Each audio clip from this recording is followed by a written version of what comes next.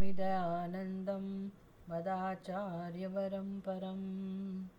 ॐ सहना भवतु सहनौ भुनक्तु सह वीर्यं करवावहै तेजस्विनावधीतमस्तु मा विद्विषावहै। ॐ शान्तिः शान्तिः शान्तिः। ॐ सदाशिवसमारम्भां शङ्कराचार्यमध्यमाम् अस्मदाचार्यपर्यन्तां वन्दे गुरुपरम्पराम्। अथातो ब्रह्मजिज्ञासा जन्माद्यस्य यतः शास्त्रयोनित्वात् तत्तु समन्वयात्।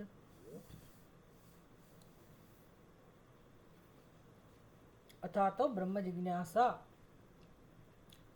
जन्माद यस्य यतः, જેમાંથી જે પરમાત્મામાંથી જે બ્રહ્મમાંથી આ જગતની ઉત્પત્તિ સ્થિતિ વગેરે છે તેવા બ્રહ્મને જાણવાની ઈચ્છા થવી જોઈએ, એને જાણવું જોઈએ. અને એ જાણવાનો ઉપાય કયો છે તો કે શાસ્ત્રયોનિત્વાત, શાસ્ત્ર બ્રહ્મનું જ્ઞાન આપણને આપે છે. જે જ્ઞાન સ્વરૂપ બ્રહ્મ સિદ્ધ જ છે, પ્રકાશી જ રહ્યું છે, સ્વયં પ્રકાશ સ્વરૂપ જેનો સ્વભાવ છે એવા બ્રહ્મને આપણે ખોટી રીતે જાણીએ છીએ, યથાર્થ રીતે નથી જાણતા. અને માટે શાસ્ત્ર આપણને એના સાચા સ્વરૂપનું માર્ગદર્શન આપે છે. અને એ બ્રહ્મ સમસ્ત જગતનું કારણ છે એ પણ શાસ્ત્ર જણાવે છે. શાસ્ત્ર યોનિત્વાત, અને બ્રહ્મને જાણવા માટેનું કારણ પણ શાસ્ત્ર છે. આ બંને વસ્તુઓની ચર્ચા એ સૂત્ર દરમિયાન થઈ ગઈ. બંને દ્રષ્ટિબિંદુને ધ્યાનમાં રાખીને બહુ સુંદર રીતે બધી ચર્ચા કરવામાં આવી. અને એ શાસ્ત્રનું તાત્પર્ય આટલું જ છે કે બ્રહ્મને જાણવું જોઈએ, અને એ બ્રહ્મ એટલે એક અને અદ્વિતીય, અને એ જગતનું કારણ છે. માટે એકેન વિજ્ઞાતેન સર્વ વિજ્ઞાતમ ભવતી. આ જે ઉપનિષદની પ્રતિજ્ઞા છે કે એકને જાણવાથી, એક એટલે કારણ, પછી એ સુવર્ણના અલંકારો અનેક હોય પણ એ બધા અલંકારોને સાચા અર્થમાં જાણવા હોય તો એનું જે કારણ છે જાણીએ તો બધા અલંકારો જણાઈ જાય. એ દ્રષ્ટિએ એક એના વિજ્ઞાન, એ એક એટલે કારણ. તો એવી રીતે સમસ્ત જગતનું એક કારણ, જેમાં સુવર્ણના અલંકારો પણ આવી જાય, માટીના પાત્રો પણ આવી જાય, જળ ચેતન સર્વ કંઈ આવી જાય, જગતમાં જેનો પણ અનુભવ થાય છે સર્વ કંઈ આવી જાય એવા જગતનું, જેમાં આપણે પણ આવી જઈએ, આપણી ઉપાધિ પણ આવી જાય, સમસ્ત જીવોનો સમાવેશ પણ થઈ જાય એવા જગતના કારણને જાણવું જોઈએ. અથવા તો બ્રહ્મ જિજ્ઞાસા. શું કામ જાણવું જોઈએ? કારણ કે યથાર્થ રૂપે વસ્તુને જાણવાથી, અથવા તો જ્ઞાન એને જ કહેવાય કે જ્યારે વસ્તુને જેવી છે એવી જાણીએ. અને જીવનના બધા જ પ્રશ્નો, કોઈના પણ જીવનના તમામ પ્રશ્નો, જન્મથી શરૂ કરીને મૃત્યુ સુધીના જે કંઈ પ્રશ્નો છે, જે આપણને સાલે છે, જે પ્રશ્નો ખરેખર છે, આપણે એમ કહીએ કે મારે તો કોઈ પ્રશ્ન જ નથી જીવનમાં, તો એનો અર્થ કે આપણે વિચારતા જ નથી, અથવા તો પ્રશ્નને પ્રશ્ન રૂપે ઓળખતા નથી. બાકી પ્રશ્ન તો છે જ. જ્યારે આપણે પોતાને નથી જાણતા તો આપણે પોતે જ પ્રશ્ન સમાન છીએ, સમસ્યા સમાન છીએ. You are the problem. એટલે જીવનમાં દુઃખ છે, દરેકના જીવનમાં દુઃખ છે. એટલે એવું નથી કે હું દુઃખી રહીને શાંતિથી બેસી શકું, બેસી રહી હોઉં. કોઈ મનુષ્ય દુઃખી હોય ને શાંતિથી બેસી રહ્યો હોય એવું ના હોય. જીવન તો જીવતો જ હોય, પોતાની રીતે જીવતો હોય, તો એ જે કંઈ કરે છે એમાં દુઃખ પ્રગટ થાય. એટલે દરેક મનુષ્ય દુઃખી છે, કારણ કે દરેકની બુદ્ધિમાં યથાર્થ સમજ નથી વસ્તુની. એટલે પ્રશ્ન છે, સમસ્યા છે, અને માટે વ્યવહારમાં જીવનમાં સતત સંઘર્ષ છે. કોઈના પણ જીવનમાં સતત સંઘર્ષ જોવા મળે છે. અને એટલું જ નહીં, સંઘર્ષની સાથે આપણે સમાધાન નથી કરી શકતા કે ભલે હું દુઃખી હોઉં, આપણું ચાલતું ના હોય ને આપણે એમ કહીએ કે હા હવે શું કરીએ, નસીબ આપણા, અને આપણે બેસી રહ્યા હોઈએ, પણ અંદરથી તો બહુ ફરિયાદ હોય. કોને કહેવા જઈએ, શું કરીએ, ઉકેલ ના મળતો હોય એટલે માણસ પછી ઘસડાતો હોય જીવનમાં. કશું એને જીવનમાં કંઈ ઉત્સાહ ના હોય, આનંદ ના હોય. એટલે જ્યાં સુધી ઉત્સાહ આનંદ છે ત્યાં સુધી માણસને એવું લાગે છે કે હું જીવી રહ્યો છું, પણ એ બધું ઉપર ઉપરનું છે. અમુક સમય થાય એટલે ઉત્સાહ ઓસરી જાય. જેમ કે વૃદ્ધાવસ્થા આવી એટલે ભલભલાનો ઉત્સાહ ઓસરવા માટે. ક્યાં સુધી ઉત્સાહ જાળવી રાખો? એટલે અને છેવટે મરી જવાના સમય આવે ત્યારે તો જવું જ પડે ને. ગમે તેટલો ઉત્સાહ હોય તો પણ હવે મરી જવું પડશે એવું કોને ગમે? કોઈને ના ગમે. આમ જીવનના પ્રશ્નો જે છે એને જે ઓળખતો નથી એ મૂર્ખ માણસ છે, અને જે ઓળખે છે, જાણે છે, એ માણસ પાસે કોઈ ઉકેલ નથી. એટલે એ બિચારો દુઃખી થયા કરે છે. પોતાનો પ્રયાસ તો એનો છે જ સતત. દરેક મનુષ્યનો પ્રયાસ છે કે કેમ આ સંઘર્ષમાંથી મુક્ત થવું. એટલે જીવન એના માટે જ જીવે છે મનુષ્ય, સંઘર્ષમાંથી મુક્ત થવા માટે. એટલું ખરું કે એ જીવન જીવવાની રીત બુદ્ધિપૂર્વકની હોય તો સંઘર્ષ ઘટે, એના બદલે આપણે સંઘર્ષ વધે એવું જીવન જીવીએ છીએ. અને આજકાલ તો એની દોડ એવી ઝડપથી દોડ ચાલી રહી છે, એની આંધળી દોડ જેને કહેવાય. દોડી જ રહ્યા છે લોકો, દોડી જ રહ્યા સવારથી સાંજ. શું એની પાછળ ભૂત પડી છે ભગવાન જાણે. દોડે જ છે, દોડે જ છે. નાનો બાળક હોય તો એ દોડતો હોય. જીવનની બધી અવસ્થાના મનુષ્યો દોડ્યા જ કરે છે. આપણે દોડી ના શકતા હોય તો મનથી દોડ્યા કરીએ, વિચારોથી દોડ્યા કરીએ, પણ ક્યાંય શાંતિ નથી. સર્વત્ર સ્થિતિ છે. એટલે માણસ સંઘર્ષ કરી રહ્યો છે પોતાની રીતે, પ્રયાસ કરી રહ્યો છે સંઘર્ષમાંથી મુક્ત થવા, શાંતિ મેળવવા માટે. પણ એનો પ્રયાસ એવો છે કે સંઘર્ષ વધી રહ્યો છે, અશાંતિ વધી રહી છે. વેદાંત આ બધું આપણને સમજાવે છે કે જો આવું છે કે નહીં. પછી લોકોની જે સ્થિતિ હોય, મારી સ્થિતિ શું કામ એવી હોવી જોઈએ, હું શું કામ એવું જીવન જીવું, એવું કોઈ માણસ નથી સમજી શકતો. પોતાના જીવનમાં એ પરિવર્તન નથી લાવી રહ્યો. સમજે તો લાવે, પણ સમજવા જ નથી માગતો. શું કરીએ? અને દોડવામાંથી ઊંચો આવતો જ નથી. કારણ કે એની બુદ્ધિમાં બધું ગોઠવાઈ ગયું છે કે આનું નામ જ જીવન કહેવાય, આ કરવું જ જોઈએ, આમ જ જીવાય, આ જ જીવનને જીવવાની રીત છે.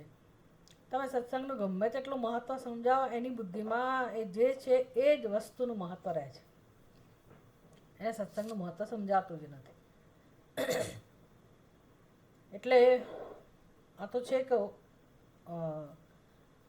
અતિ ઉચ્ચ સ્તરનો, સૂક્ષ્મ સ્તરનો આ અભ્યાસ છે બ્રહ્મસૂત્રનું અધ્યયન. એ તો એટલે ક્યારે મનુષ્ય એના માટે યોગ્ય બને? બહુ મોટો પ્રશ્ન છે. એટલે આ સત્સંગમાં પહેલાં આપણે સમજીએ તો ખરા કે જીવનમાં બધા સંઘર્ષ કરી જ રહ્યા છે. કોઈને અશાંતિ નથી ગમતી, દુઃખ નથી ગમતું. અને બધા દુઃખમાંથી મુક્ત થવા, સંઘર્ષમાંથી મુક્ત થવા જ પ્રયાસ કરી રહ્યા છે. એટલે એ સંઘર્ષની સાથે, દુઃખની સાથે, પરવશતાની સાથે આપણે સમાધાન કરી શકીએ એવું છે જ નહીં. એટલે કોઈ એ પ્રયત્ન છોડી દીધા હોય અને જીવનમાં ઘસડાતો હોય, કોઈ હજી પ્રયત્નમાં લાગેલો હોય, પણ બેમાંથી કોઈ સુખી નથી. એટલે ઉપનિષદ આપણને ક્યાં ઉપયોગી થાય છે, શાસ્ત્ર ક્યાં ઉપયોગી થાય છે, તો કે આ સંઘર્ષમાંથી કેમ બહાર આવવું એ વસ્તુ સમજાવે છે શાસ્ત્ર.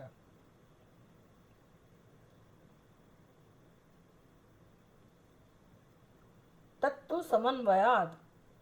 એટલે શાસ્ત્ર કહે છે કે ભાઈ આ બ્રહ્મને જાણવાથી, અથવા તો બ્રહ્મ જિજ્ઞાસા, એવું કેમ કહો કે ભાઈ તમારે આ સંઘર્ષમાંથી મુક્ત થવું હોય તો પહેલાં કારણ જાણો. એક જ કારણ છે કે તમે જેવી વસ્તુ જેવી છે એવી જાણતા નથી. તમે પોતાને કોણ છો એ જાણતા નથી, આ જગત શું છે એ જાણતા નથી, એ પરમ તત્વ ઈશ્વર ખરેખર કેવો છે એ જાણતા નથી જાણતા. એટલે ખાલી બ્લેકઆઉટ છે, અજ્ઞાન છે એવું નથી, અંધારપટ છે એવું નથી, ખોટી રીતે જાણીએ છીએ. ખોટી રીતે જાણવાનું ત્યારે જ શક્ય બને એને સાચી રીતે ન જાણતા હોય ત્યારે. એટલે પહેલાં અજ્ઞાન હોય, પછી એના પર અધ્યારોપ હોય. જે બિગિનિંગમાં શંકરાચાર્યજીએ અધ્યાસ ભાષ્યની સમજ આપી. અધ્યાસ ભાષ્ય કોને કહેવાય એની વિસ્તારથી સમજ આપી તમને લોકો. એટલે શંકરાચાર્યજીએ શરૂઆતમાં અધ્યાસ ભાષ્ય સમજાવવાનો ઘણો પ્રયાસ કર્યો, જે અતિ મહત્વનો છે કે આપણે આપણા જીવનના પ્રશ્નોને સમજીએ. આપણા જીવનમાં જે આપણે પુરુષાર્થ કરી રહ્યા છીએ એ પુરુષાર્થ, સમસ્ત પુરુષાર્થ, ધર્મ અર્થ કામ, કોઈ પણ પુરુષાર્થ, બધા જ કર્મો, બધો જ વ્યવહાર, જીવન માત્ર, બધા આશ્રમ, બ્રહ્મચર્ય આશ્રમ, ગૃહસ્થ આશ્રમ, વાનપ્રસ્થ આશ્રમ, આમ વર્ણ આશ્રમને અનુરૂપ આપણે જે કંઈ પુરુષાર્થ કરીએ છીએ, પુરુષાર્થ એટલે આપણું જીવન. પછી ભલે ને આપણે એને સમજતા ના હોઈએ કે આ પુરુષાર્થ એટલે અર્થ, આ પુરુષાર્થ એટલે કામ, ભલે એવું ના સમજતા, પણ આપણું જીવન, આપણો વ્યવહાર, આપણા કર્મો, આ સમસ્ત જીવનનો જે પુરુષાર્થ છે દરેકે દરેક મનુષ્યનો, એ પુરુષાર્થની પાછળનું પ્રયોજન એક જ છે કે સંઘર્ષમાંથી કેમ મુક્ત થવું. અને પરિણામ એ છે કે મુક્ત થવાતું નથી. આ પોતાના પુરુષાર્થથી મનુષ્ય સંઘર્ષમાંથી હંમેશ માટે મુક્ત થતો નથી. એટલે કે એનું જીવન સફળ નથી થતું અને વારંવાર એને જન્મવું પડે છે. દરેક જન્મમાં એનો એ પુરુષાર્થ કરે છે પાછો. તકલીફ ત્યાં છે, એનો એ. એટલે આખા જીવનના પુરુષાર્થ ઉપર પાણી ફરી વળે છે, કશું આપણા કામમાં નથી આવતું. વળી પાછા આપણે એવા ને એવા કોરા કટ થઈને પાછા પ્રગટ થઈએ છીએ, એ જ અજ્ઞાન સાથે, એ જ અશાંતિ સાથે, એ જ દુઃખ સાથે, અને પાછા લાગી પડીએ છીએ. આમ આંધળી દોટ ચાલે છે જગતમાં. તો શાસ્ત્ર સમજાવે છે કે ભાઈ આ સમસ્ત પુરુષાર્થ ની પાછળ જે સંઘર્ષમાંથી મુક્ત થવાની જે માણસની મૂળભૂત ઈચ્છા છે, કે એનું જે ધ્યેય છે, પ્રયોજન છે, એ ક્યારે સિદ્ધ થાય, કઈ રીતે સિદ્ધ થાય? તો કે એ સમસ્યા, જે પ્રશ્નો કે સંઘર્ષ છે એનું કારણ જાણવાથી. એટલે કારણ એક જ હોય હંમેશા, અને જે કાર્ય છે એનાથી કાર્ય કારણથી ભિન્ન ન હોય. આ નિયમ છે. એટલે કેટલો સરસ ઉપદેશ છે ઉપનિષદનો કે પરમાત્મા કારણ છે, બ્રહ્મ કારણ છે, અને પરમાત્મા આનંદ સ્વરૂપ છે. સત્યમ જ્ઞાનમ અનંતમ એ પરમાત્માનું સ્વરૂપ છે. સચ્ચિદાનંદ કહો, અસ્તિભાતિ પ્રિય કહો, સત્યમ જ્ઞાન અનંતમ કહો, એ પરમાત્માનું સાચું સ્વરૂપ છે. અને એ એકમાત્ર કારણ છે. એટલે શું? તો કે જેમ સુવર્ણમાંથી બનેલા બધા જ અલંકારો, પછી એ અલંકારની સ્થિતિ ગમે તે હોય, ગમે તે વ્યક્તિએ અલંકાર ધારણ કર્યું હોય, કે પછી એ ક્યાંક પડી રહ્યો હોય, ખૂણામાં તૂટેલું હોય, ફૂટેલું હોય, એનો ઘાટ સારો ના હોય કે હોય, અથવા કોઈ પણ રૂપમાં હોય, બંગડી, બુટ્ટી, ઝાંઝર, એની જે પણ સ્થિતિ છે એ દરેક સ્થિતિમાં એ પોતાના કારણથી ભિન્ન નથી. એટલે કે એની કિંમત, એનું મહત્વ એટલું જ છે. ભલે ઘાટના પૈસા આપણને ના મળતા હોય અથવા આપણે આપવા પડતા, એ જે વ્યવહારના નિયમો હોય, પણ સોનાની દ્રષ્ટિએ એમાં કોઈ ભેદ નથી. સોનું દરેક અલંકારોમાં મહત્વનું સ્થાન ધરાવે છે, કારણ કે સુવર્ણ એનો આત્મા છે અલંકારનો. અને એક અલંકારને જાણવાથી બધા અલંકારોને જાણી શકાય છે, આપણે જાણીએ છીએ. બસ એ જ નિયમ પ્રમાણે આપણા જીવનમાં જે સંઘર્ષ છે, એ સંઘર્ષમાંથી મુક્ત થવું હોય તો એ સંઘર્ષ જ્યાં દ્વૈત બુદ્ધિ છે એને કારણે જન્મે છે. ભેદભાવનાથી સંઘર્ષ જન્મેલો છે. આ શાસ્ત્રને સમજાવવું છે. અને એ દ્વૈત બુદ્ધિ કહો કે ભેદ બુદ્ધિ કહો. અવાજ આવે છે હર્ષદભાઈ માતાજીનો? ક્યારથી બંધ થયો અવાજ? બસ હમણાં જ માતાજી 1 મિનિટ ખાલી. ઓકે, 1 જ મિનિટ. હા, એટલે કોઈ કમાતી. સુવર્ણને જાણવાથી. હા, બરાબર. સુવર્ણને જાણવાથી. ઠીક છે. એટલે કારણને જાણવાથી દરેક અલંકાર, સુવર્ણને જાણવાથી બધા અલંકારો જેવી રીતે જાણી શકાય. આ સિદ્ધાંત અહીંયા પણ લાગુ પડે છે. એટલે આમ જોવા જાવ તો નવું કશું નથી. માત્ર આપણે સાચી સમજ જીવનમાં કેળવવાની છે કે ભાઈ કેમ દુઃખ છે, કેમ પ્રશ્નો છે, અથવા તો જીવનનું પ્રયોજન શું છે મનુષ્યના જીવનનું. આ બધાનો ઉત્તર આપણને મળી જાય કે ભાઈ આ જ પ્રયોજન હોવું જોઈએ. સંઘર્ષ દરેક જીવની વાસ્તવિકતા છે, પણ કયો જીવ મુક્ત થઈ શકે? ક્યારે મુક્ત થઈ શકે? જ્યારે આ બધું જાણે ત્યારે. એટલે સાચી સમજ સિવાય જીવનમાં સુખી થવાનો કોઈ ઉપાય જ નથી. જે જન્મમાં એ માણસને આ બધું સમજાય, એ જન્મમાં એક એનો ઉદ્ધાર થાય એવું બને. એ તો મનુષ્યના રૂપમાં જન્મે તો. એટલે જ્યારે આપણે અત્યારે મનુષ્ય છીએ જ, ભલે આપણે વૃદ્ધ થયા હોઈએ, થવાના હોઈએ, થઈ રહ્યા હોઈએ, કે ગમે તેવી આપણી સ્થિતિ હોય, પણ મનુષ્ય છીએ એ બહુ મોટી એક આપણી પાસે પ્રોપર્ટી છે કે મનુષ્યનો જન્મ બહુ મોટી કૃપા છે આપણા ઉપર ઈશ્વરની. કે આપણે ધારીએ તો હજી પણ આપણે આપણા જીવનમાં ઘણું બધું મહત્ત્વનું કામ કરી શકીએ એમ છે. મહત્ત્વનું કામ એટલે આ સિવાય કશું મહત્ત્વનું નથી એ સમજાય તો પછી માણસ કરે ને. એને બીજું બધું મહત્ત્વનું સમજાય છે એટલે એમાં જ લાગેલો રહે છે. ચલો ઠીક છે, શંકરાચાર્યજીએ બધું સમજાવ્યું વિસ્તારથી અધ્યાસ ભાષ્યની અંદર કે તમે તમારા મૂળ પ્રશ્નને સમજો. એટલે ખોટી સમજ એ પ્રશ્ન છે, અને ખોટી સમજ એટલે અનેકતા, જેને કારણે ભેદ બુદ્ધિ છે. પોતાના વિષયમાં પણ ખોટી સમજ, જેને કારણે હું જીવ છું અને હું જગત કરતાં ભિન્ન છું, પરમાત્મા કરતાં ભિન્ન છું. જગત વિશેની પણ ખોટી સમજ કે જગત મારા કરતાં ભિન્ન છે એને જગત કહેવાય, અને ઈશ્વર જગત કરતાં ભિન્ન છે. જીવ જગત બંનેનો કરતા હરતા એટલે ઈશ્વર એ વળી પાછો ક્યાંક ત્રીજો અને ઉપર સમવેર. આમ આવી સમજ આપણે અનાદિકાળથી સેવીએ છીએ. એટલે શાસ્ત્ર કહે છે કે તમે જો આ જગતમાં જે અનેકતા છે એના કારણને જાણી લો, મૂળને જાણી લો, તો તમારા બધા પ્રશ્નો સમાપ્ત થઈ જશે. સમાપ્ત થઈ જશે એટલે શું? જગતની વાસ્તવિકતા સમજાઈ જશે. જગતનું જે સત્ય છે સમજાઈ જશે. પછી એ જગત હેરાન નહીં કરે, પછી એ જગત ત્રાસનું કારણ નહીં બને, પછી એ જગત સંઘર્ષનું કારણ ના બની શકે. પછી એ જગત આપણે જેવું સમજીએ છીએ એવું જગત રહેતું જ નથી. આપણે જગતમાંના એક બની જઈએ છીએ. આમ જે પૂર્ણતા છે એની અનુભૂતિ થાય છે. માટે બ્રહ્મને જાણવું જોઈએ. અને આ જ બ્રહ્મનો ઉપદેશ અને જ્ઞાનથી મુક્તિ એ વેદાંત સિદ્ધાંતો.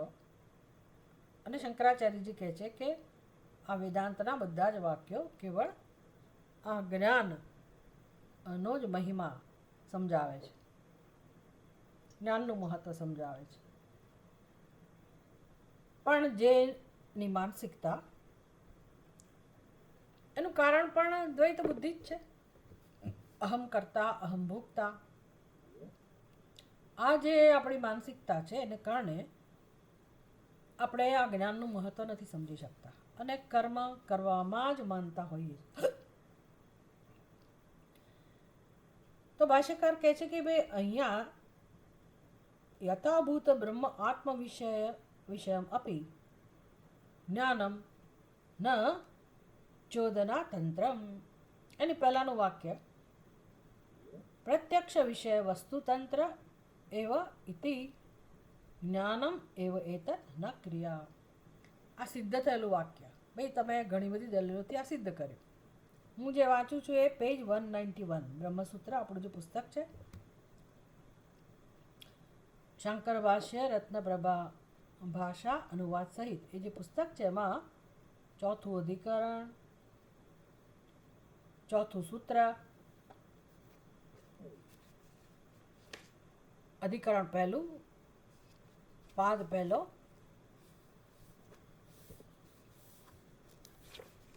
ના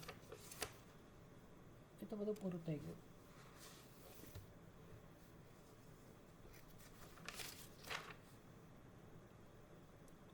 અધિકરણ ચોથું અને સૂત્ર 4. અધ્યાય પહેલો, પાદ પહેલો, અધિકરણ ચોથું અને સૂત્ર 4. એમાં આ જે પુસ્તક છે એમાં 191 પાના ઉપર હું વાંચી રહી છું કે બધી દલીલો દરમિયાન દ્વારા શું સિદ્ધ કરવામાં આવ્યું? પ્રત્યક્ષ વિષય વસ્તુ તંત્ર એવ ઇતિ જ્ઞાનમ એવ એતત. પ્રત્યક્ષ વિષય વસ્તુ તંત્ર. વસ્તુતંત્ર એટલે શું? તો કે જ્ઞાન. એમાં કોઈ કરવાની જરૂર નથી. દ્રષ્ટાંત આપ્યું કે ભાઈ આ અગ્નિ છે, અગ્નિને તમે ઉષ્ણ જાણો, તો ભલે એવું કહ્યું હોય વિધિ વાક્ય કે અગ્નિને ઉષ્ણ જાણો, એમ આપણે કરી ના શકીએ. એ અગ્નિ જેવો છે ને જાણવો પડે. એટલે મારા અગ્નિ વિશેના ખોટા ખ્યાલ હોય તો મારે દૂર કરવા પડે. અને અગ્નિને જાણવાની કોઈ ક્રિયા ના હોય, એનું જ્ઞાન પ્રાપ્ત કરવાનું પડે. એવમ સર્વ પ્રમાણ વિષય વસ્તુ શું વેદિતવ્યમ. એટલે ભાષ્યકાર કહે છે કે બધા પ્રમાણ આ જ રીતે કામ કરે છે. પ્રમાણ એટલે જે જ્ઞાન ઉત્પન્ન કરવામાં સહાયક છે એને પ્રમાણ કહેવાય. તો જેમ વ્યવહારમાં આપણી પાસે પ્રમાણ છે, શબ્દ, સ્પર્શ, રૂપ, રસ, ગંધ, એ બધાને જાણવા માટે જે ભગવાને જ્ઞાનેન્દ્રિયો આપેલી છે એને પ્રમાણ કહેવાય. કરણ કહો, પ્રમા કહો. જ્ઞાનેન્દ્રિયો એટલે પ્રમા, ઉત્પન્ન કરનારા પ્રમાણ. એવી રીતે બ્રહ્મના સ્વરૂપને સમજાવવા માટે શબ્દ પ્રમાણ છે, ઉપનિષદના વાક્યો. માટે એ શબ્દો દ્વારા વસ્તુનો નિર્ણય થઈ શકે, વસ્તુ સમજાઈ શકે આપણને. એમાં કર્મની જરૂર નથી. એટલે જે મીમાંસક લોકો છે, કર્મને મહત્વ આપનારા લોકો છે, અને આપણે એમાંના જ છીએ, તો આપણી દલીલ એવી હોય કદાચ કે ભાઈ જો શ્રુતિની અંદર તો મોક્ષનું સાધન જે કહેવામાં આવ્યું આત્માવારે દ્રષ્ટવ્ય, તો એમાં દ્રષ્ટવ્ય શબ્દ શું બતાવે છે? તો કે વિધિ બતાવે છે. દ્રષ્ટવ્ય, જે સંસ્કૃત નથી જાણતા એને બિચારાને કશું ખબર ના પડે આ બધી. એટલે સંસ્કૃતનું વ્યાકરણનું જ્ઞાન જેને છે એને સમજાય કે દ્રષ્ટવ્ય એટલે વિધિ. જેમ કે કર્તવ્ય શબ્દ છે, તો કર્તવ્ય એટલે આપણને ભલે વધારે જાજી સમજ ના હોય, પણ એટલી સમજ છે કે મારું કર્તવ્ય છે. મારું કર્તવ્ય એટલે શું? મારે કરવું જ જોઈએ. એટલે મારી પાસેથી અપેક્ષા છે કે અમુક સંજોગોમાં, અમુક પરિસ્થિતિમાં, અમુક સમયે અમુક વ્યક્તિએ આ કાર્ય કરવું જોઈએ. કોણ કહે છે આવું? શાસ્ત્ર કહે છે, અથવા કોઈ વ્યક્તિ કહે છે. પણ કોઈક જેને હું મારા શાસક તરીકે સ્વીકારી શકું, એ વડીલ હોય, ગુરુ હોય, શાસ્ત્ર હોય, કોઈ પણ હોય, એ જ્યારે એમ કે કર્તવ્ય ટુ બી ડન, આ થવું જ જોઈએ, તો એ વિધિ થઈ. આમ કરો, આ કામ આવી રીતે કરજો ભાઈ, આવી રીતે ના કરતા, તો એ આજ્ઞા થઈ, વિધિ થઈ. અને એક જેનું કર્તવ્ય છે એ વ્યક્તિ એને ફોલો કરવાનું છે. એટલે એમાં કર્મનો આદેશ છે. આ ક્રિયાપદમાં કર્તવ્ય, આવું કરો, માતૃદેવો ભવ, પિતૃદેવો ભવ, આચાર્ય દેવો ભવ, અતિથિ દેવો ભવ, હિંસા મા કુર્યાત. આમ વિધિ અને નિષેધ, આવું આ શાસ્ત્રનું વાક્ય છે. જેવા આ વાક્યો છે એવું જ આ વાક્ય છે. આત્માવારે દ્રષ્ટવ્ય, ખોટું ના બોલવું જોઈએ, તો આ એક આજ્ઞા થઈ. અને આ અમુક રીતે કરો, અગ્નિહોત્ર આ રીતે કરવું જોઈએ, તો એ ક્રિયા, એમાં પણ વિધિ છે, આજ્ઞા છે. એવી જ રીતે આત્માવારે દ્રષ્ટવ્ય, એ પણ આજ્ઞાસૂચક વાક્ય છે, એમાં પણ આદેશ છે. તો પછી એ કર્મ જ થયું ને, એવી દલીલ છે. આત્માનું દર્શન કરવું જોઈએ, અને એ દર્શન માટે કે આત્માના જ્ઞાન માટે ઉપાય કયો છે? તો કે શ્રોતવ્ય, શ્રવણ કરવું જોઈએ. તો આ વિધિ થઈ ને, તો કર્મ જ થયું ને. આ એની મુખ્ય દલીલ છે.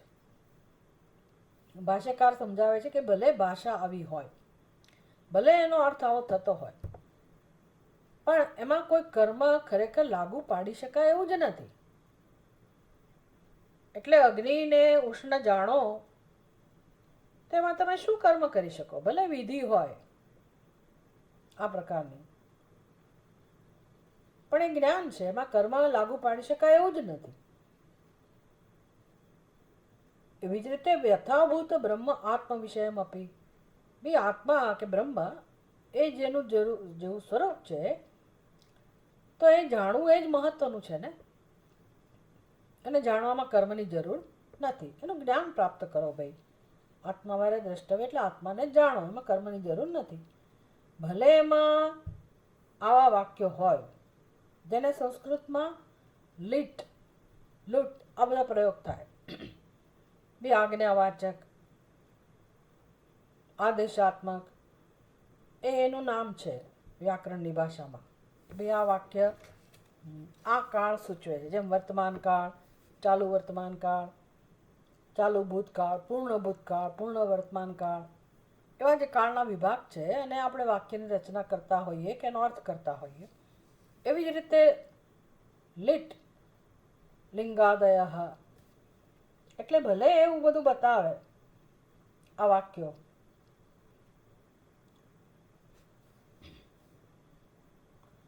પણ જ્ઞાન વિધેયભૂત નથી. એ જ્ઞાનમાં લાગુ પાડી ના શકાય. લિંગ, લોટ વગેરે, એને સંસ્કૃતમાં લિંગ, લોટ આવા પ્રત્યય કહે છે કે જેમાં આજ્ઞાનો અર્થ સરતો હોય, આજ્ઞાવાચક હોય.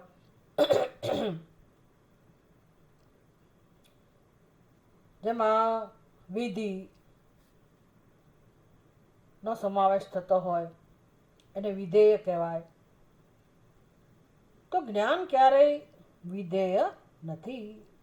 જ્ઞાન જ્ઞાન છે, એમાં કોઈ વિધિ લાવી શકાય એવું નથી. વિધિને અધીન નથી કે તમે અમુક રીતે કર્મ કરો પછી જેનું જ્ઞાન પ્રાપ્ત થાય, એ કોઈ વિધિ નથી. જ્ઞાન જ્ઞાન છે. એટલે ભલે તદ વિષયે લિંગાદય શ્રૂયમાણા અપી અનિયોજ્ય વિષયત્વાત. તદ વિષય એટલે કયો વિષય છે? અહીંયા એક જ વિષય છે જીવનમાં, આત્મા, બ્રહ્મ, વસ્તુ એને કહેવાય. તો આ વિષયમાં તદ વિષયે લિંગાદય શ્રૂયમાણા અપી.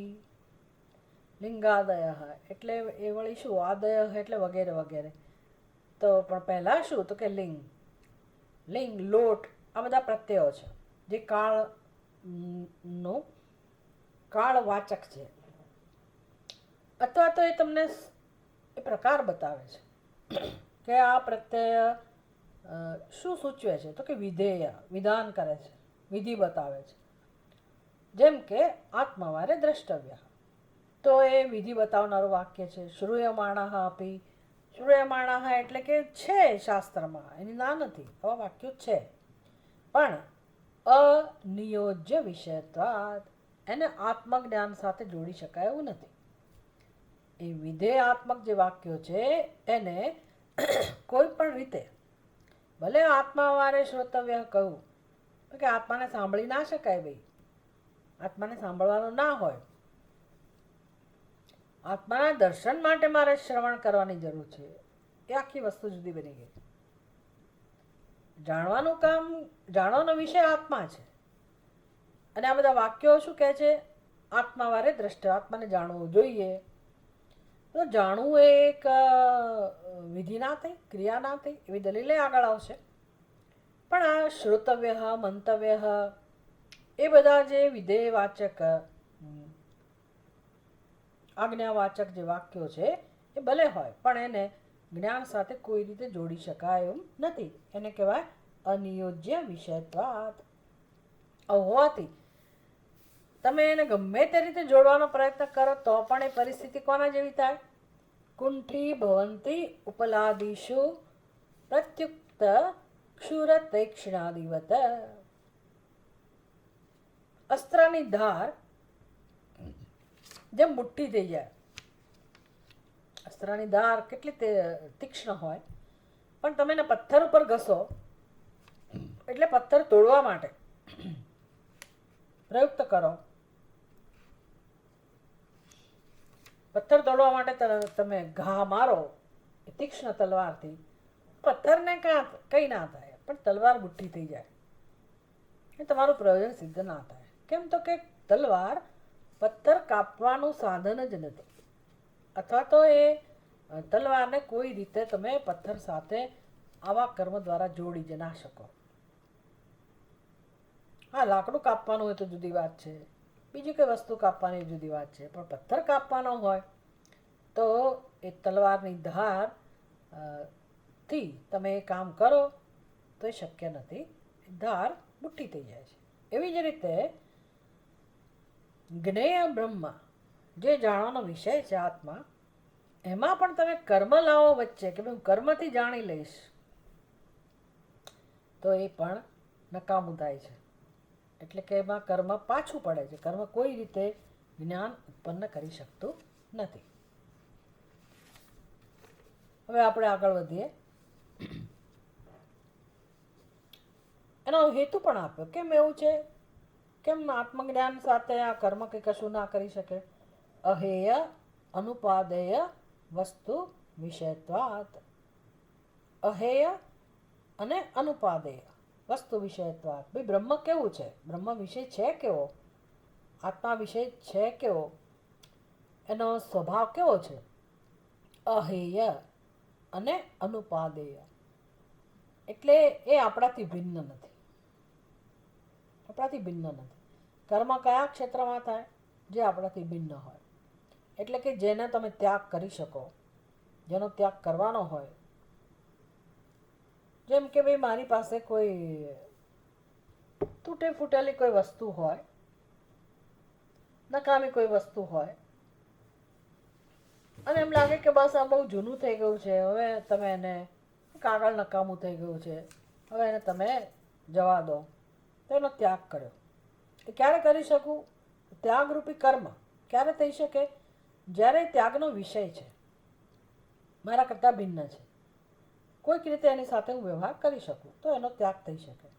એને કહેવાય હેય, અને હેય કહેવાય. પણ આત્માનો ક્યારેય કોઈ ત્યાગ કરી શકે? આત્મા મારાથી ભિન્ન છે, જ્યારે આવું છે તો પછી હું કેવી રીતે કર્મ કરી શકું આત્મા સાથે? કોઈ પણ પ્રકારનું કર્મ. ચલો ત્યાગની વાત જવા દો, તમે આત્માને લઈ આવો, પેલો ઘડો મને જરા આપજો, કોઈ લઈ આવે તો એને કહેવાય ઉપાદેય. વસ્તુ નહોતી, ક્યાંકથી લઈ આવ્યા આપણે તો ઉપાદેય. એવું ક્યારે શક્ય બન્યું? લાવવાનું કર્મ ક્યારે શક્ય બન્યું? જ્યારે એ પદાર્થ મારા કરતાં ભિન્ન છે. આત્માને લઈ આવો, કોઈ આત્માને લાવે, આત્માને ઉત્પન્ન કરે, એવું શક્ય નથી. એટલે એને કહેવાય અહેય અનુપાદેય વસ્તુ વિષયત્વાત.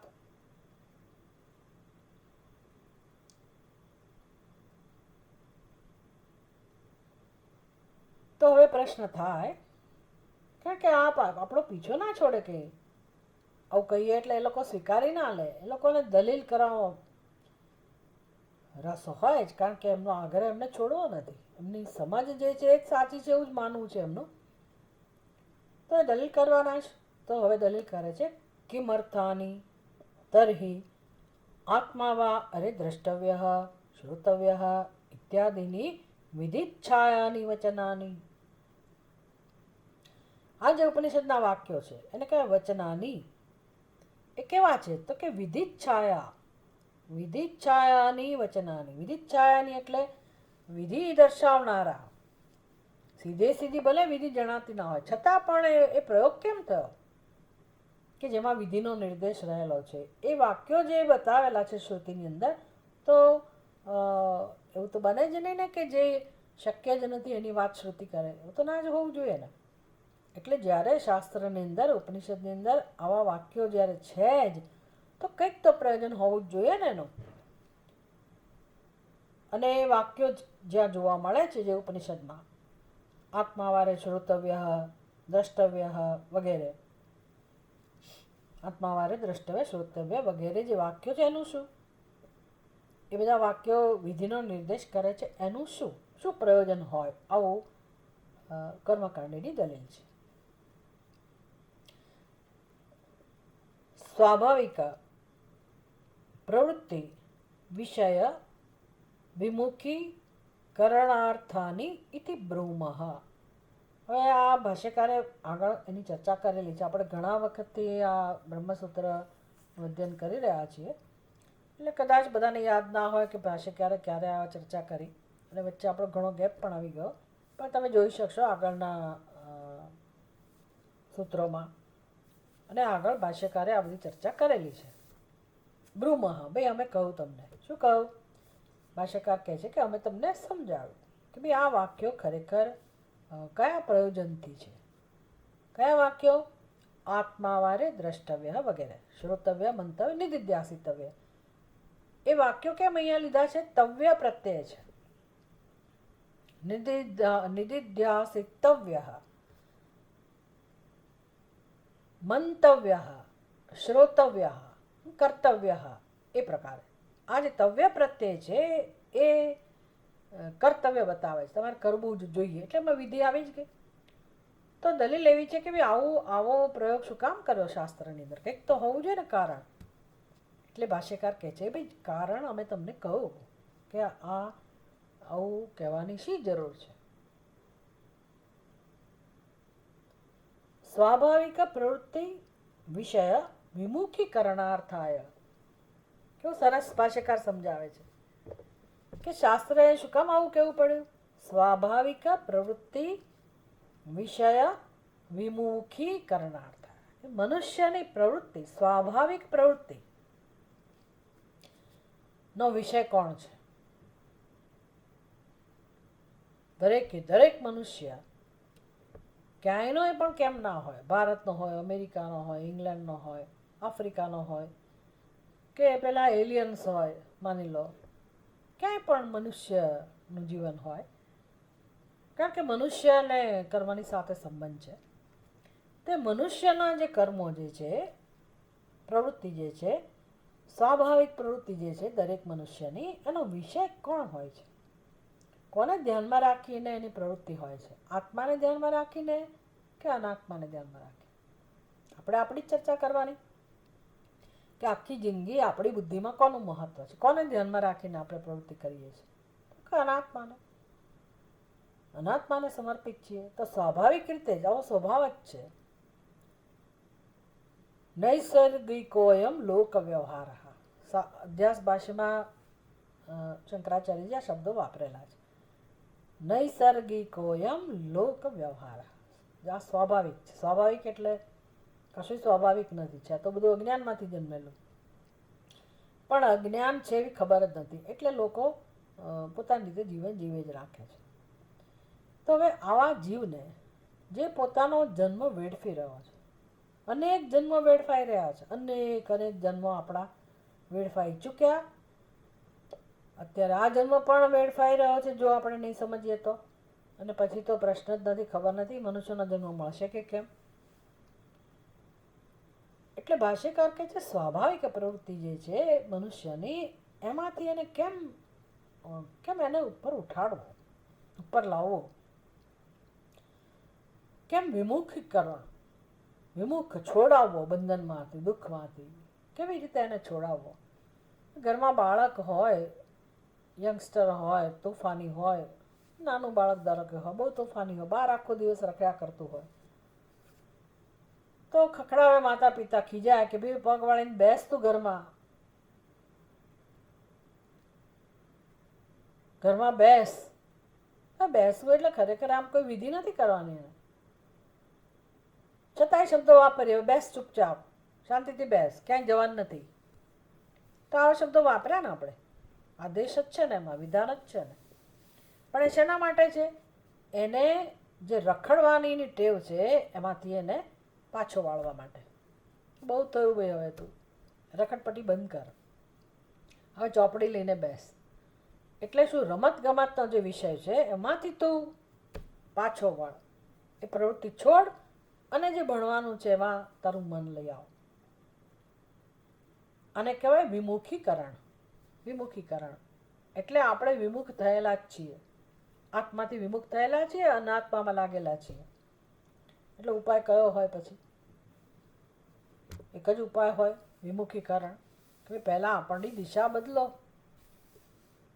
અનેક વાર આપણે આ દ્રષ્ટાંત આપતા હોઈએ છીએ કે જવું તું કેદારનાથ ઉત્તરાખંડમાં, અને આ ભાઈ બેસી ગયો કોઈક કારણથી એવી ટ્રેનમાં બેસી ગયો કે જે દક્ષિણ તરફ જઈ રહી છે. એવું બને, એને બેસવું ના હોય તો બને. દ્રષ્ટાંત છે આ, મારી જ સાથે બનેલું ને. વિચાર કરો, અમે લોકો ઉજ્જૈન ગયેલા, હું ગયેલી, અને ઉજ્જૈનથી પછી મને સાધકો મૂકવા આવ્યા અમદાવાદ પાછા આવવા માટે. તો જે અમદાવાદની ટ્રેન હતી એ જે પ્લેટફોર્મ પરથી ઉપડવાની હતી, હવે રેલવે સ્ટેશન ઉપર એટલી ભીડ, કાવડિયા લોકો હોય, અને તમારો કે એમાં ક્લાસ જ નહીં, કેમ તમે અંદર ટ્રેનમાં ચડો. એટલે મને સાધકોએ કહ્યું, તમે ચિંતા ના કરશો, અમે તમારો સામાન ચડાવી દઈશું, તમે માત્ર તમારા કોચમાં ગમે તેમ કરીને એન્ટર થઈ જાઓ. કેટલા 20 વર્ષ પહેલાંની વાત છે. તો એમણે ધક્કા મુક્કીમાં મને એ કર્યું અને તમે ચડી જાઓ. સારું, આપણે ચડી ગયા, સામાન આવી ગયો ગમે તેમ.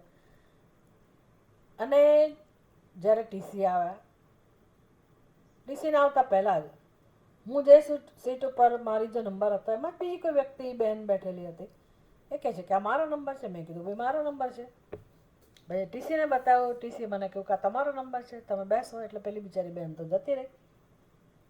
અને એનું મોટું ગ્રુપ હતું, 50 જણા સાથે હતા.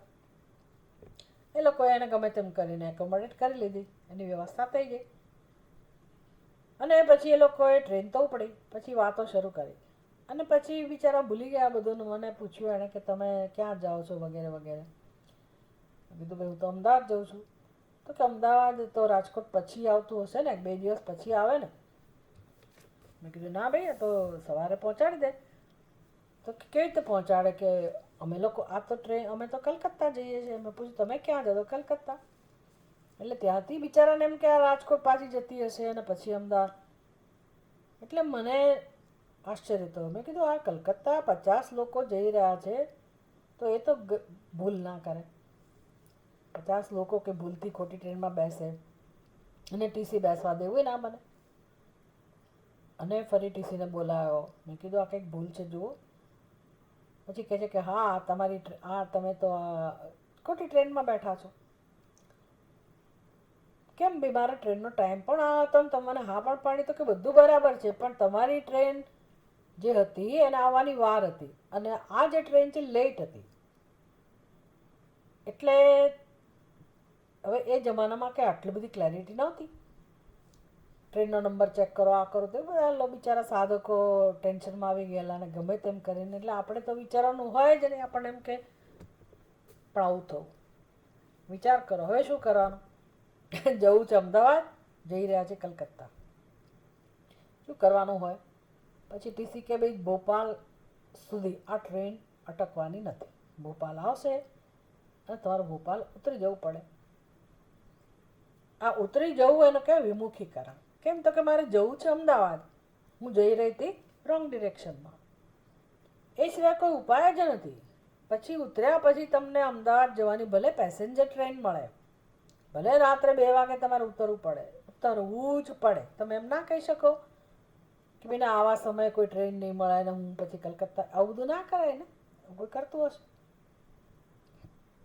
એમ જીવનમાં મનુષ્યને જ્યાં જવું છે એને મુક્તિ જોઈએ છે, શાંતિ જોઈએ છે.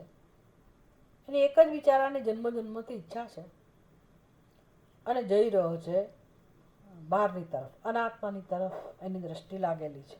બુદ્ધિમાં અનાત્માનું મહત્વ છે. એટલે કે અનાત્માને આત્મા સમજે છે પાછો, ત્યાંથી શરૂઆત થઈ છે એની. અને જીવનમાં આ પ્રકારે પુરુષાર્થ બિચારો કરી રહ્યો છે. બધા જ મનુષ્યની એક જ કહાની છે. એટલે વિમુખીકરણ આવે. શાસ્ત્ર શું કહે છે? આપણને કહે છે કે ભાઈ તમે જરા થોભો, થોડીક વાર આ તમે સ્થિરતા, થોડુંક તમે વિચાર કરતા શીખો કે આ જીવનમાં શું થઈ રહ્યું છે. અને હવે આ ખોટી દિશામાં દોડી રહ્યા છો, તો હવે તમારે જ્યાં જવું છે એનો રસ્તો તમને શાસ્ત્ર બતાવે છે. તમે રસ્તો બદલો, દિશા બદલો. એટલે કે છે આત્માવારે દ્રષ્ટા. હવે બહુ થયું, હવે આત્મામાં રસ લે, આત્મા વિશે શ્રવણ કર. જીવન પૂરું થવા આવ્યું, હવે તો કંઈક કર તારા પોતાના ભલા માટે. એટલે અજ્ઞાન છે બુદ્ધિમાં, ખોટી દિશામાં દોડી રહ્યા છીએ, આ બધું શાસ્ત્ર સમજાવે છે. એના માટે કહેવું પડે, આ વાક્યો વાપરવા પડે. આત્માવારે દ્રષ્ટવ્ય. ભાઈ એ મનુષ્ય તારે જીવનમાં આત્મામાં રસ લેવો જોઈએ. તો વિમુખીકરણાર્થાની વાક્યાની, આ બધા જે વાક્યો છે ઉપનિષદના, ભાષ્યકાર કહે છે કે એ આપણને ખોટી દિશામાંથી સાચી દિશામાં લાવવા માટેના છે. યો હિ બહિર્મુખઃ પ્રવર્તતે પુરુષઃ ઇષ્ટમ મે ભૂયાત અનિષ્ટમ મા ભૂત ઇતિ ન ચ તત્ર આત્યંતિકમ પુરુષાર્થમ લભતે. યો હિ બહિર્મુખઃ પ્રવર્તતે. જે મનુષ્ય બહિર્મુખ છે, જે મનુષ્ય એટલે બધા મનુષ્ય, જ્યાં સુધી અક્કલ નથી આવી ત્યાં સુધી આપણે બહિર્મુખ જ છીએ. કઈ રીતે બહિર્મુખતાનું લક્ષણ શું? આમ ઘરની બહાર દોડ્યા કરવું એ બહિર્મુખતા નથી.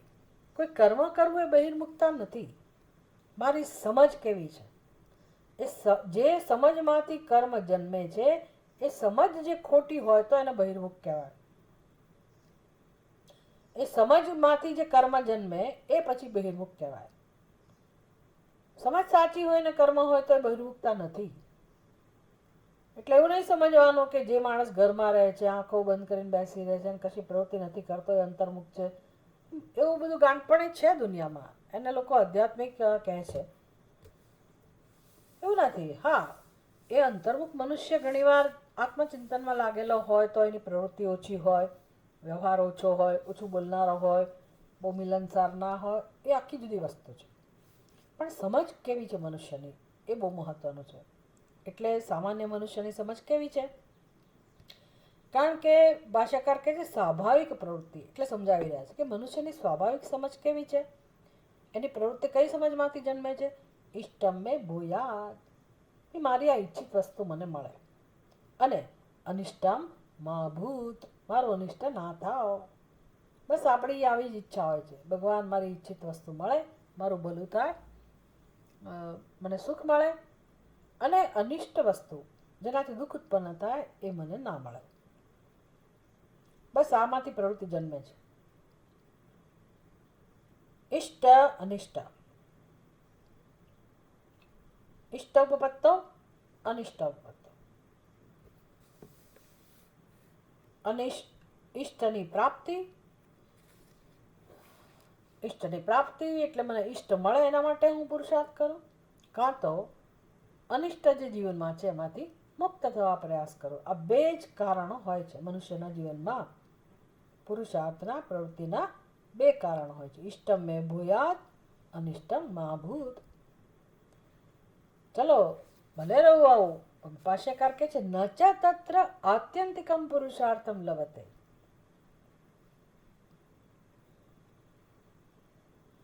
આમાંથી આવું કરવાથી એને શાંતિ નથી મળતી. આત્યંતિકમ પુરુષાર્થ એટલે શું?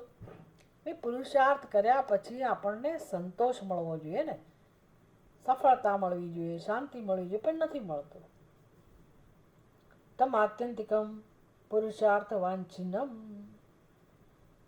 આવા આત્યંતિક પુરુષાર્થ એટલે પરમ શાંતિની ઈચ્છા વાળો જે છે, સફળતાની ઈચ્છા વાળો જે છે, મોક્ષની ઈચ્છા વાળો જે મનુષ્ય છે એને માર્ગદર્શન આપવા માટે આ વાક્ય છે. સ્વાભાવિક કાર્યકરણ સંઘાત પ્રવૃત્તિ ગોચરાત વિમુખી કૃત્ય. તો એને શાસ્ત્ર સમજાવે છે કે ભાઈ આ જગતમાંથી તને શું મળવાનું છે, શું મળી શકે એમ છે, વિચાર તો કર. વિચાર કર, ભલે તારે જે કરવું એ કર, દોડ્યા કર, પણ વિચાર કરતા શીખ જીવનમાં. સમજતા શીખ કે શું મળશે, શું મળી શકે, કોને મળ્યું, કોઈ સફળ થયું, થઈ શકે એમ છે, નથી થતા તેનું કારણ શું, આ બધા વિચારો કર. તો આ અનાત્માના ક્ષેત્રમાંથી ગોચરાત, ગોચર એટલે ક્ષેત્ર, કાર્યકરણ સંઘાત પ્રવૃત્તિ ગોચરાત. કાર્યકરણ સંઘાત એટલે આપણું શરીર, આપણી ઉપાધિ, આપણું મન, જ્ઞાનેન્દ્રિયો, કર્મેન્દ્રિયો, હાથ પગ, આ બધો સંઘ જન્મો જન્મોથી જગત તરફ જ દોડી રહ્યો છે. એક જ ગણતરીથી ઇષ્ટમ મેં ભૂયાત, મને ઈચ્છિત વસ્તુ મળે, અનિષ્ટમ માં ભૂત, અનિષ્ટ ના મળે. એમાં ખોટું શું છે આવી ઈચ્છા હોવી એમાં? ઇષ્ટ મળે અને અનિષ્ટ ના મળે એમાં ખોટું શું છે? બધા ઈચ્છે, હું એ ઈચ્છું, મારી ઈચ્છા પ્રમાણે મળે. દેવ દેવ દયા સિંધો દેહી મે વરમીપ્સિતમ તઈ ભક્તિમ પરામ દેહી સર્વદા રક્ષમામ પ્રભો. બે રક્ષા કરો. કેમ તો કે ભય અનિષ્ટ વસ્તુ છે, મને એમાંથી બચાવો. તો કોણ આવું ના ઈચ્છે? What is wrong in that? ખોટું શું છે આવું કરવામાં? બિચારો મનુષ્યને આવી ઈચ્છા હોય અને એમાંથી કર્મ કરતો હોય, એની પ્રવૃત્તિઓ હોય, તેમાં ખોટું શું છે? ભાષ્યકાર કહે છે કે ખોટું એક જ છે, આત્યંતિકમ પુરુષાર્થમ ન લભતે. ભાઈ તમે હંમેશ માટે ભયમાંથી મુક્ત નથી થતા, તકલીફ ત્યાં છે. અને તમે જાણતાય નથી કે તમને શેની ઈચ્છા છે. ઈચ્છા શાંતિની છે, દુઃખમાંથી હંમેશ માટે મુક્તિની ઈચ્છા છે, શાશ્વત સુખની ઈચ્છા છે, એ જ તમારું ઈષ્ટ છે, એ તમે જાણતા નથી. અને ઈચ્છા તો એ જ છે, પ્રવૃત્તિ જે રીતે કરો છો એના દ્વારા તમારી એ ઈચ્છા પૂરી નથી થતી, એટલે દિશા તમારી ખોટી છે, માટે એ ઈચ્છા પૂરી નથી થતી. તો ઈચ્છા કંઈ ખોટી નથી, ઇષ્ટમ મેં ભૂયા તેમાં કંઈ ખોટું નથી, પણ ઈષ્ટ કોને કહેવાય એ તો ખબર હોવી જોઈએ ને. કઈ રીતે ઈષ્ટ પ્રાપ્ત થાય એ તો ખબર હોવી જોઈએ ને. બસ આ ખબર વગર, જ્ઞાન વગર દિશાહીન બનીને માણસ દોડી રહ્યો છે.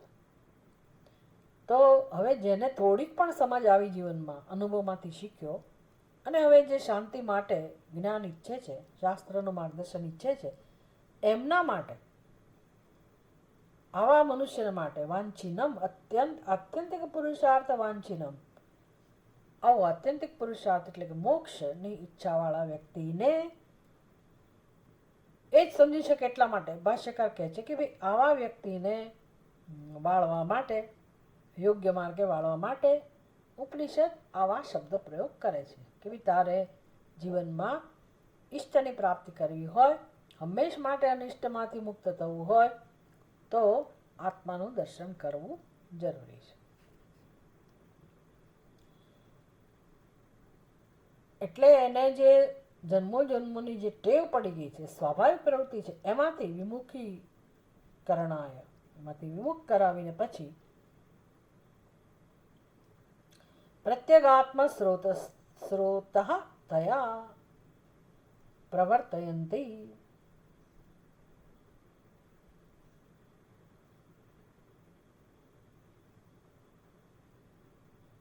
એની જે ચિત્તવૃત્તિ છે, એટલે કે આપણું સમગ્ર વ્યક્તિત્વ, આપણું ચિત્તની પ્રવૃત્તિ, એનો અર્થ છે સમગ્ર વ્યક્તિત્વ. પ્રત્યેગાત્મ સ્રોત એટલે શું? પ્રત્યેગાત્મ સ્રોત એટલે દરેકના હૃદયમાં જેનું મહત્વ છે તે. કોનું મહત્વ છે? અનાત્માનું, વિષયોનું, જે અનાત્માનું સ્વરૂપ છે, જે આત્માનું સ્વરૂપ નથી, જે ભિન્ન છે. બસ એમાં જે મહત્વ બુદ્ધિ છે, એની કામના છે, એને પ્રાપ્ત કરવાની ઝંખના છે, એને મુક્ત કરવાની ઈચ્છા છે, છોડવાની ઈચ્છા છે. દુઃખ આપનારા હોય તો એમાંથી મુક્ત થવું છે, સુખ આપનારા હોય તો એમાં એને મારે પ્રાપ્ત કરવા છે. અને કે પ્રત્યેગાત્મ સ્રોત એટલે દરેકના હૃદયમાં આ સંસાર રહેલો છે, આ બધી વૃત્તિઓ જ છે, અન્નમ બહિર્મુક્તા. તો એ જે ચિત્તની વૃત્તિઓનો પ્રવાહ જે બહાર જઈ રહ્યો છે એના બદલે એ જ વૃત્તિઓ, કારણ કે સાધન તો આ એક જ છે, અંતઃકરણ. જગતના વિષયોને આપણે અંતઃકરણથી જ માણવાનો પ્રયાસ કરીએ છીએ. અને આખા સમગ્ર કાર્યકરણ સંઘાત, મન, બુદ્ધિ, સંકલ્પ, વિચારો, જ્ઞાન, નિર્ણય, ભાવનાઓ, લાગણીઓ, પુરુષાર્થ, આ સમગ્ર વ્યક્તિત્વ આપણું, જેને આપણે હું કહીએ છીએ, એ સઘળો પ્રવાહ જગત તરફ વહી રહ્યો છે, બહારની તરફ વહી રહ્યો છે. એને કેમ આત્મા તરફ લાવવો? એને કહેવાય જગતથી વિમુખ કરવું. જગતમાંથી કેમ મારા વિચારો, મારી લાગણીઓ, મારી ભાવના આત્માની તરફ વળે, સમગ્ર વ્યક્તિત્વ આત્મા તરફ દોરવાય. એને કહેવાય પ્રત્યેગાત્મ શ્રુતઃ તયા પ્રવર્તયંતી. એટલે આત્મા તરફ આપણું ધ્યાન દોરવા માટે આ શબ્દ પ્રયોગ છે. કયા શબ્દ પ્રયોગ? આત્મા વા અરે દ્રષ્ટવ્ય ઇત્યાદિની. આત્મા વારે દ્રષ્ટવ્ય ઇત્યાદિની એટલે શ્રોતવ્ય, મંતવ્ય, નિધિધ્યાસિતવ્ય. આ વાક્યોનું પ્રયોજન આ છે. તસ્ય આત્મ અન્વેષણાય પ્રવૃત્તસ્ય અહેયમ અનુપાદેયમ ચ આત્મતત્વમ ઉપદિશ્યતે. પછી ઉપનિષદ શું કરે? જેમ બાળકને તમે હાથ પકડીને પ્રેમથી ઘરમાં બેસાડ્યો, પછી પાસે બેસીને તમે એને શીખવાડો. બી જે વિષયમાં રસ નથી, જે વિષય નથી આવડતો, તમે એને જરા માર્ગદર્શન આપો. એવી રીતે આપણને પણ બહુ પ્રેમથી આ શ્રુતિ શું કરે છે? તો કે જેમ જેમ આપણે આત્મામાં રસ લેતા થઈએ, અંતર્મુખ બનીએ, તો એ શ્રુતિ આપણને હવે ઉપદેશ આપે છે. ઇદમ સર્વમ યદ અયમ આત્મા. ભાઈ તું જેની પાછળ ભાગે છે એ તારાથી ભિન્ન નથી. બસ આ તકલીફ છે. આપણું ભાગવાનું કારણ કેમ છે? આપણે જેને હું કહીએ છીએ એની પાછળ ભાગતા નથી. જે ભિન્ન હોય, આપણાથી જુદું હોય, એની પાછળ જ આપણે ભાગીએ છીએ. તો કે જેની પાછળ તું ભાગે છે અને માને છે કે મને એને મેળવવાથી સુખ મળશે, પણ એ તારાથી ભિન્ન નથી. કશું જ ભિન્ન નથી. ઇદમ સર્વમ યદ અયમ આત્મા. જે છે તે આત્માનો જ વિલાસ છે. તું જ છે સર્વત્ર. યત્ર તું અસ્ય સર્વમ આત્મૈવાભૂત તત્ કેન કમ પશ્યેત કેન કમ વિજાનીયાત વિજ્ઞાતારમરે કેન વિજાનીયાત અયમ આત્મા બ્રહ્મ ઇત્યાદિભિ. કેટલા સુંદર વાક્યો છે ઉપનિષદના, બૃહદારણ્યક ઉપનિષદના. યાજ્ઞવલ્ક્ય સમજાવે છે મૈત્રેયને કે આ જગતમાં કોણ કોને પ્રેમ કરે છે? વિચાર કરો, કોણ કોને પ્રેમ કરી શકે? કોઈ એવા બે ઘટકો જ નથી, કોઈ ભેદ જ નથી. અને છતાંય કોઈ કહેતું હોય કે મને આ પ્રિય છે અને હું આને પ્રેમ કરું છું, તો કહે છે કે એ તો કેવળ વિલાસ છે વાણીનો. આત્મૈવ અભૂત યત્ર તું અસ્ય સર્વમ આત્મૈવ અભૂત. જેણે જાણી લીધું કે જે છે આત્મા જ છે, કે ન કંપશ્યે. તો કોને કોના માટે આકર્ષણ હોય? કોને શું મેળવવું હોય? કોણ કોને કોનાથી જાણે? એટલે જાણવું, મેળવવું, પ્રાપ્ત કરવું, ખોવું, સંયોગ, વિયોગ, આ બધું ખરેખર પોસિબલ જ નથી. તમે આત્માને કેવી રીતે જાણો? વિજ્ઞાતારમ અને કેન વિજાનીયાત. ત્યાં સુધી યાજ્ઞવલ્ક્ય કહે છે કે ભાઈ આત્માને જાણનારો કોઈ આત્માથી ભિન્ન નથી. એવી રીતે મારે આત્માને જાણવાનો છે. એટલે આખી જાણવાની પ્રક્રિયા પણ ભિન્ન છે. કોઈ કોઈને જાણી શકે એવી વ્યવસ્થા જ નથી. જાણી શકવું એટલે પછી તો મેળવવું, ભોગવવું, માણવું, આવું કશું શક્ય જ નથી. અને આપણી બુદ્ધિમાં આ જ છે. અને એ બસ એ ભોગવવા માટે જ આપણે કર્મ કરીએ છીએ. એટલે ભોગતૃત્વ, કર્તૃત્વ એ છોડતા નથી. કારણ કે સમજ એવી છે કે મારા કરતાં જેને હું ઈચ્છું છું એ ભિન્ન છે. એટલે અહીંથી આખો સંસાર શરૂ થાય છે. અને ઉપનિષદ કહે છે કે ભાઈ આ મૂળમાં જ આ ભૂલ છે કે તારાથી કંઈ ભિન્ન છે જ નહીં. તો તારે કોને મેળવવું છે? કોણ ઈષ્ટ હોય, કોણ અનિષ્ટ હોય? શેના માટે પુરુષાર્થ હોય? તું આત્માને જાણતો ખરા? એટલે પહેલાં તે પોતાને જ ખોટી રીતે જાણેલો છે. અહમ ભોગતા, બસ ત્યાંથી શરૂઆત થઈ. તું ભોગતા બની શકે એમ જ નથી. આખું જગત તારી જ અભિવ્યક્તિ છે. તું જ છે સર્વત્ર જગતમાં. કોનો ભોગ કરી શકે? કોઈ કોઈને ભોગવી શકે એમ નહીં. કોઈ ભોગતા નથી, કોઈ કરતા નથી. આ જે સ્તરનું જ્ઞાન છે એ બૃહદારણ્યક ઉપનિષદની અંદર, બધા જ ઉપનિષદમાં આ એકમાત્ર વિષય છે અને એ જ પરમ સત્ય છે. અને આ જ આપણે જાણવાનું છે. જે જન્મમાં સમજ પડે એ જન્મ. અત્યારે આપણે પુરુષાર્થ તો કરીએ, શરૂ તો કરીએ, એ વાત તો સાચી છે. એકમાત્ર પરમ શાંતિના અનુભવનો ઉપાય છે, મુક્તિનો ઉપાય છે. અને આ નહીં જાણવાને કારણે જીવન મળ્યું છે એમાં આપણે ગુમાવીએ છીએ. આ જ દર્શનના અભાવને કારણે જીવનનું બધું જ ગુમાવીએ છીએ. કારણ કે જ્યાં સુધી શરીર છે ત્યાં સુધી વ્યવહાર તો રહેવાનો જ છે, ખાવું પીવું હરવું ફરવું. પણ એ કેવી રીતે થાય છે? ભોગ બુદ્ધિથી થાય છે, પરવશતાથી થાય છે. એટલે એ જીવનમાં કંઈક કોઈ રીતે ખરેખર તો સુખ નથી, શાંતિ નથી. જાણવાથી જ તમે આજે સામાન્ય વ્યવહાર જે આવશ્યક છે અને દરેક વ્યક્તિ જે કરે છે એનો આનંદ તો જ લઈ શકાય, જો આ સાચી સમજ હોય તો. આવતીકાલે આપણે આગળ એની ચર્ચા કરીશું. ઓમ પૂર્ણમદ પૂર્ણમિદમ પૂર્ણાત પૂર્ણમુદચ્યતે પૂર્ણસ્ય પૂર્ણમાદાય પૂર્ણમેવાવશિષ્યતે. ઓમ શાંતિ શાંતિ શાંતિ. હરિ ઓમ. શ્રી ગુરુભ્યો નમઃ. હરિ ઓમ.